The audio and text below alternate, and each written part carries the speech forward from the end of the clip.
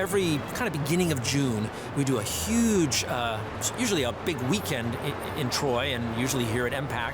And it's entirely new and recent American music. And we bring together literally 30, 40, 50 composers at a time to sort of share their new art with us. So it's a really celebratory, exciting moment for us, and one of our most beloved activities of the year.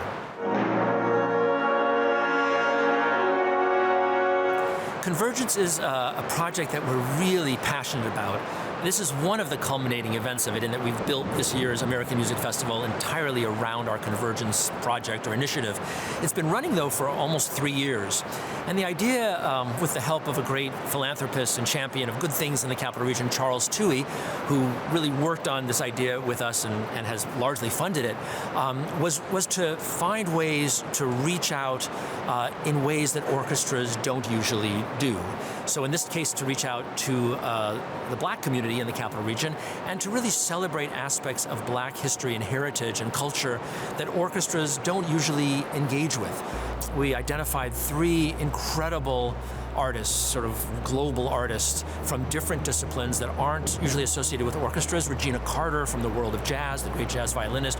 Marc Bamuthi Joseph, great spoken word artist from the world of hip hop poetry. And Adia Whitaker from the world of sort of Caribbean, Afro-Caribbean dance. I've been involved not only with the festival, but with the Albany Symphony Orchestra at this point for almost 3 years. We built a kind of extended residency program together that considered African American culture, both in its folkloric context, but also in its yearning for cultural equity. Participating in the festival in this way is a matter of creative expression and creative output, but it's also a matter of intentional civic infrastructure as it relates to the arts. My particular project with the Albany Symphony Orchestra has focused on the idea of forgiveness. And the very central question that I've been engaging is, can our democracy survive if we don't learn how to forgive? How does our democracy survive if we forgive the wrong people? That question is very much alive in our political discourse, but for 3 years we've been thinking about it in regards to racial and cultural reckonings.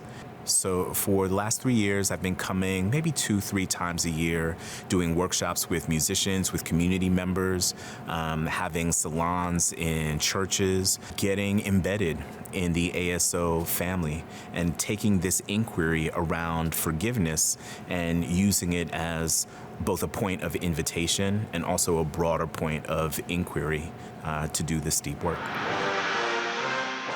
What our planet needs right now is an extension of access to possibility. And that's what the arts bring to us. That's what music brings to us. So though the symphony orchestra might often traffic in music that was composed 100 years ago, 200 years ago, 300 years ago, it's also important to engage contemporary artists who are thinking about now and the graspable future.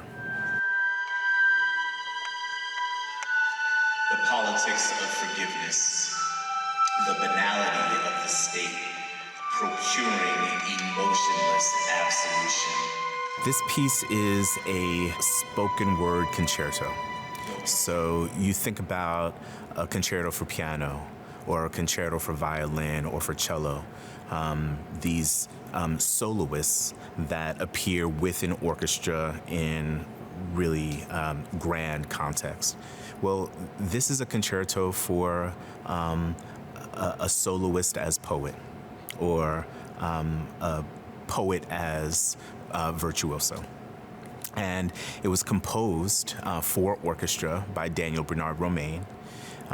It's about half hour long, maybe 35 minutes long, and it's organized in 4 movements. And in each movement, I consider aspects of forgiveness that range from the incredibly intimate to the macro political to a kind of the self-inquiry that I think we have to ask ourselves inside of our romantic relationships.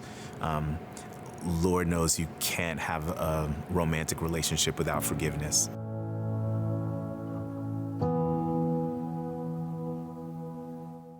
Orchestras all over the country are at a bit of a crossroads. We had to ask ourselves, definitely during the pandemic and public concerts were shuttered, we had to ask ourselves, who are we within the context of the body politic if we're not putting on shows? What is an orchestra's responsibility as an element in the broader civic discourse? For Albany Symphony Orchestra to take on this question is really critical, and it speaks to their holistic approach, not just to music, but music in the context of American future. And this relationship between a principally European past and the lack of inevitability as it relates to American democracy, and really asking critically, what is the role of our arts organizations as we form that link? It's absolutely impressive.